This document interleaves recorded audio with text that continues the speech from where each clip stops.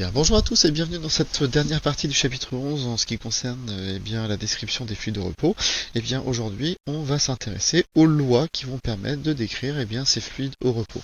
La première de ces lois, c'est ce qu'on appelle la loi de Boyle-Mariotte, ou on va dire plutôt en français la loi de Mariotte. Bon, il faut savoir que Boyle a travaillé dessus quand même. Donc, comme on est en France, on dit la loi de Mariotte, mais on va quand même redonner à Monsieur Boyle ses lettres de noblesse. Alors, donc on avait vu en TP, on avait fait des manipulations en TP pour savoir justement comment est-ce que je pouvais faire pour modéliser, pour étudier le comportement de la pression en fonction du volume. Et on s'était aperçu que si j'avais une température constante, c'est-à-dire que si je, par exemple, quand je pousse le cylindre, quand je pousse le piston de ma cylindre et que je fais ça doucement, ou que j'attends tout simplement que le gaz se remette à température ambiante, et bien dans ce cas-là, si j'ai la même quantité dans ma seringue de matière, forcément, le produit de la pression fois le volume sera quelque chose qui sera égal à une constante. Et donc la loi de Mariotte va s'écrire tout simplement P fois V égale constante. Alors CTE, ici, c'est une constante. Je peux peut-être le marquer pour la première fois correctement. Égale constante. On va l'appeler par exemple K si on veut. Alors, donc, ce produit est une constante. C'est-à-dire que, ici, par contre, il faudra faire très attention, puisque cette constante ici, c'est ce que je vous mets en remarque très importante, la constante n'est ni une constante universelle, c'est-à-dire que c'est pas donné dans un énoncé, c'est pas quelque chose qui va toujours être la même chose. C'est une constante, certes, mais pour, une pression pour un volume de gaz et une température donnée, c'est une constante. Mais si je change la température ou la quantité de matière, dans ce cas, ça ne sera plus une constante. Et donc ici, il faudra jamais, considérer que ça va être quelque chose qu'il faudra calculer. Il faudra jamais calculer la constante. Donc il faut toujours traduire la loi de Mariotte en considérant le système gazeux dans un état initial où la pression vaut P1 et le volume V1, et dans un état final où la pression vaudra P2 et le volume D2, pour qu'on puisse écrire dans ce cas-là, P1 fois V1, donc égale, tout simplement la constante, c'est-à-dire la même chose forcément, donc P2 fois V2. Voilà, c'est comme ça qu'il faudra la voir, cette loi de Mariotte, et pas tout à fait comme ceci, c'est P1 fois V1 égale P2 fois V2, sinon vous n'arriverez pas à résoudre les exercices. Alors justement, premier exercice, vous dites dans une bouteille de plongée, l'air à la pression P1 égale 200 bars et occupe un volume V1 égale 5 litres. Dans les poumons du plongeur, la pression est P2 égale 4 bars. Quel volume occupe l'air dans les poumons? Alors, donc, j'ai ici mon P1, j'ai mon V1, j'ai mon P2, donc on va essayer de voir quel volume occuperait. En fait, c'est pas lequel volume que occupe l'air, c'est lequel volume occuperait l'air dans les poumons. Une petite faute ici. Donc, on vous dit. Donc, alors, je vais écrire ma loi de Mariotte sous la forme P1 fois V1 égale P2 fois V2. Alors qu'est-ce que je veux? En fait tout simplement, moi je connais le V1, je connais le P2, je connais le P1, donc moi ce que je veux ça va être le V2. Donc ça veut dire que V2 va être égal à P1 fois V1 sur P2. Alors je peux faire mon calcul, donc P1 c'est donc 200 bars, fois le volume V1, c'est-à-dire 5,00 litres, que je divise par P2 4,00. Alors là, il faut se poser la question des unités. Alors les unités, je vais le faire ici d'une autre couleur différente. Donc ici, ce sont des bars. Et ici, ce sont des bars. Ça veut dire que mes unités, je vais pouvoir les supprimer. C'est-à-dire que l'unité, ça sera celle-ci, ça sera le litre. Donc dans ce cas-là, je sais que mon résultat ici, à la fin, sera en litres. Alors quand on fait le calcul, on trouve 250 litres. Alors 250 litres, vous imaginez bien que dans des poumons, c'est pas possible. Donc en fait, ce qui se passe, c'est que justement, si vous avez une bouteille de plongée, la pression à l'intérieur de la bouteille de plongée étant de 200 bars, vous ne pouvez pas respirer directement à travers la bouteille de plongée. Il faut un appareil qui va permettre de faire baisser la pression. C'est ce qu'on appelle un détendeur. Et donc ce détendeur, c'est ce que vous mettez dans les bouteilles dans la bouche, qu'on voit dans les plongeurs, qui va nous permettre de diminuer la pression pour histoire de ne pas avoir des poumons qui vont exploser, puisque 250 litres, ça serait évidemment un petit peu trop important ici. Donc on peut marquer ici, donc il faudra donc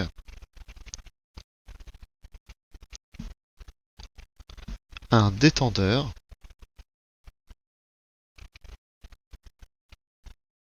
à la sortie de la bouteille.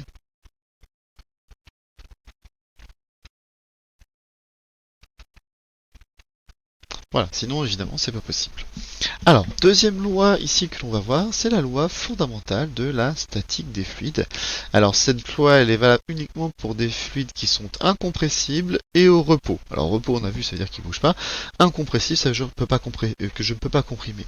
Et donc, eh bien, vous avez vu que les fluides, c'était l'ensemble des liquides et des gaz. Un gaz, je peux le comprimer. Donc en fait, ce qu'on appelle un fluide incompressible, bah, c'est tout simplement un liquide. Donc les seuls fluides qui sont incompressibles sont les liquides, et donc dans ce cas-là vous aurez une masse volumique qui sera égale à une constante. Voilà, vous pouvez noter donc les seuls fluides incompressibles sont les liquides avec donc une masse volumique qui sera égale à constante. Donc toujours la même chose. Alors, donc, quelle est cette loi fondamentale de la statique des fluides? Eh bien, elle vous dit que si je prends deux points M1 et M2 dans un liquide de masse volumique ρ, d'altitude respective Z1 et Z2, où règnent les pressions respectives P1 et P2, alors, eh bien, on n'aura que P1, je vais écrire un peu mieux, P1 moins P2 égale ρ fois G fois Z2 moins Z1. Voilà. Il faut bien faire attention ici que c'est P1 moins P2, alors qu'ici c'est Z2 moins Z1. Donc vous avez une inversion ici par rapport à celui-là. Donc ça, il ne faut surtout pas se tromper, sinon vous allez avoir un problème de signe qui va apparaître ici. Alors donc P1, P2 les pressions, Z2, Z1 les altitudes, ρ la masse volumique, et G c'est quoi? C'est la norme du champ qui se mesure en newton par kilogramme. Une remarque importante, en fait, donc imaginons que la plupart des situations, vous allez avoir un récipient ici. Et puis à l'intérieur, bon, on va dire que vous avez un liquide. Allez, on va dire que c'est de l'eau que vous avez à cet endroit-là, vous avez de l'eau. Et puis donc, ici, vous avez de l'air, et ici, vous avez de l'eau. Et bien, à la surface de contact entre les deux, et bien, la pression de l'air, donc la pression qu'on va dire atmosphérique, et la pression dans l'eau, et bien, seront égales toutes les deux. Hein, c'est-à-dire que sur cette limite-là que j'ai fait ici entre l'air et l'eau, eh bien, vous n'avez pas de rupture de pression. C'est-à-dire que si vous avez une certaine pression atmosphérique dans l'air, vous avez la même pression, donc uniquement ce niveau-là, hein, donc uniquement sur cette surface-là. Donc la pression atmosphérique, c'est à connaître, hein, c'est 1013 hectopascal. C'est-à-dire qu'au niveau-là, vous avez forcément une pression de 1013 hectopascal aussi à cet endroit-là. Par contre, plus vous allez vous enfoncer dans l'eau, plus la pression, elle, va augmenter. Et c'est ça qu'on va essayer de comprendre ici. Alors c'est la même chose si vous avez deux liquides. Si imaginons que j'ai un liquide 1, voilà, j'ai deux liquides ici, donc ici c'est mon liquide 1, ici c'est mon liquide 2, donc à cette surface-là, entre les deux, eh bien j'ai la même pression entre liquide 1 et liquide 2, hein, d'accord? Il y a la continuité des pressions obligatoirement à cet endroit-là. Alors, on va pouvoir le noter ici, donc remarque importante, au contact entre deux liquides ou entre un gaz et un liquide, la pression est la même dans les deux fluides. Ainsi, la pression dans l'eau à la surface est la pression atmosphérique, donc est égale à la pression atmosphérique. Voilà. Alors voici maintenant un exercice type. C'est un exercice qu'il faut savoir faire absolument, c'est fondamental ici. Alors, on vous dit donc qu'un plongeur avec une bouteille descend progressivement à la surface à une profondeur de 20 mètres. Calculez P1, la pression qui règne dans l'eau à une profondeur de H égale 10 mètres. Alors là, on va oublier le schéma, parce qu'en fait, ce qu'il faut, la plupart du temps, vous n'aurez pas de schéma. Et en fait, il va falloir essayer toujours, quoi qu'il arrive, de faire un schéma. Alors, donc déjà, premièrement, quand on va faire un exercice de statique des fluides, il va falloir donc créer un axe. Donc je vais prendre un axe vertical, c'est l'axe des altitudes, donc c'est l'axe Z. Alors pourquoi Z? Parce que vous avez des repères X, Y et Z. Donc voilà, c'est tout simplement l'altitude, c'est le Z. X et Y, c'est dans un plan, là c'est en 3 dimensions, donc souvent on prend l'altitude, on va prendre le Z. Alors donc, sur ce Z là, je vais positionner un 0. Alors ce 0, j'ai le droit de le positionner à n'importe quel endroit. Je veux le faire, je peux le mettre où je veux. Alors le plus simple quand même, c'est de choisir cette altitude 0 comme étant le niveau de la mer. Donc c'est-à-dire qu'ici, cette altitude 0, je vais décider que ça va être ma surface ici. Donc de là, je vais avoir de l'air, et en bas, je vais avoir de l'eau. Et donc mon altitude 0, c'est cet endroit-là. Et donc moi, ce que je veux, c'est calculer... eh bien, la profondeur. C'est-à-dire qu'en gros, moi, je vais me placer en un point, je vais peut-être faire ça d'une couleur, je vais me placer en un point ici, donc en point M, et je veux calculer sa pression ici. Alors évidemment, là, regardez bien son altitude ici. Eh bien, son altitude, c'est une altitude, donc imaginons que je descende de 10 mètres. Donc si cette longueur-là égale 10 mètres, eh bien ça veut dire que ici je suis à moins 10, puisque regardez bien mon axe ici, je l'ai mis vers le haut, donc ça va monter. Alors, par exemple, ici, si je suis ici, bah, je serai à 10 mètres, à plus 10 mètres. Ici j'ai choisi d'être à 0, donc ça veut dire qu'à cet endroit-là, eh bien je suis à moins 10 mètres. Et donc, il faut que je trouve un lien entre deux points. Hein, il faut que je trouve le lien. Moi, je veux connaître la pression à cet endroit-là.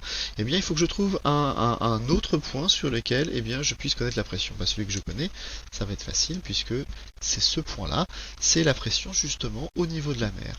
Ici, si j'appelle donc ce point-là M1 ou peut-être M0 tout simplement parce que je suis en 0 et ici je suis en M1, eh bien, je vais pouvoir appliquer la loi fondamentale de la statique des fluides entre ces deux points que j'ai ici. Alors, la loi fondamentale de la statique des fluides nous dit que, eh bien, je vais la réécrire pour qu'on la mémorise bien.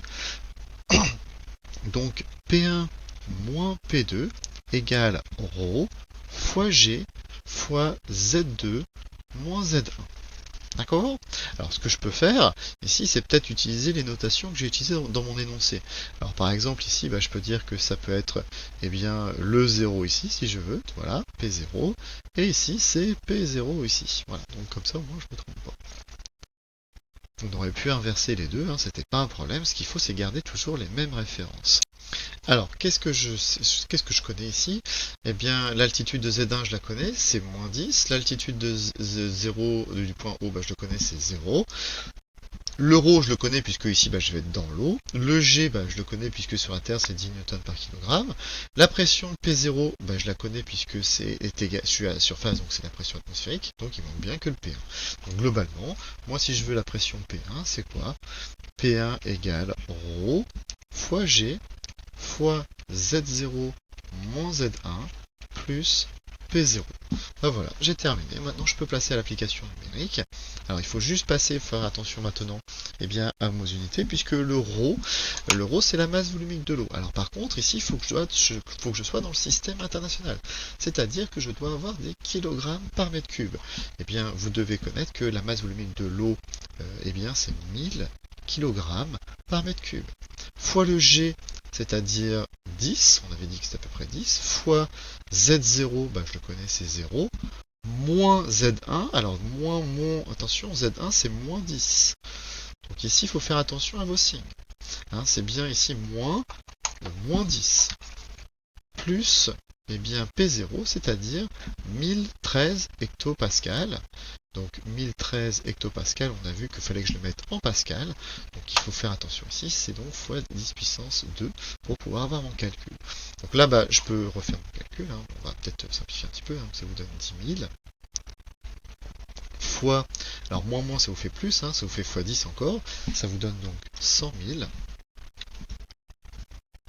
plus 101 300. Allez, on va dire que c'est environ bien, égal à 200 000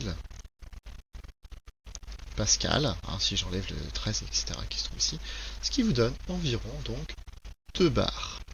C'est-à-dire qu'en gros, si je descends ma pression ici atmosphérique, bien au départ je suis à 1 bar, hein, c'est à peu près la pression atmosphérique quand je suis au niveau de la surface, et si je descends de 10 mètres, bien je vais être à 2 bars. En gros, je vais gagner 1 bar si je descends de 10 mètres. Donc évidemment maintenant, on peut faire la même chose, mais cette fois-ci, si la profondeur était égale à H2 égale 20 mètres. Donc ça veut dire que ici, si je descends, bien je vais encore descendre, donc je vais ici me mettre ici au point M2. Donc là par contre, je regardais bien, il faut trouver quelle est l'altitude ici, je suis donc à moins 20 ici. On est bien d'accord, sinon ça ne fonctionne pas. Donc on va faire ce deuxième calcul, hein, c'est exactement la même chose. Donc je vais réécrire la formule, mais en changeant peut-être bien les grandeurs.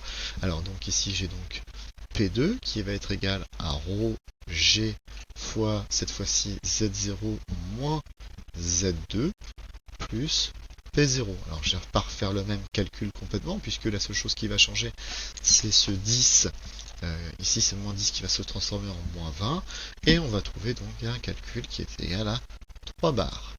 Donc en gros, si je descends encore de 10 mètres, eh bien, je vais augmenter de 1 bar. En fait, dès que je descends de 10 mètres, eh bien, la pression va augmenter de 1 bar. C'est la question numéro 3, de combien augmente la pression chaque fois que l'on descend 10 mètres. La pression augmente de 1 bar. Donc, tous les 10 mètres, la pression augmente de 1 bar. Voilà. C'est terminé pour cette leçon. Je vous dis à bientôt et au revoir.